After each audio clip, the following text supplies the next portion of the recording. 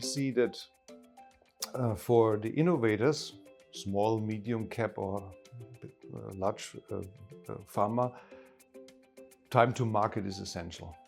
So they focus on that, getting, as mentioned, their new chemical entities, new drug entities as fast as possible to the market. This is their #1 priority.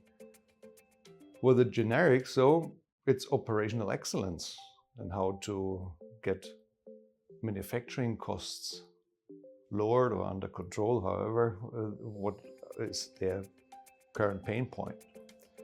For the OTC and nutraceuticals, I want to put them together. We see that they are focusing on productivity. So they want to increase productivity on a given footprint.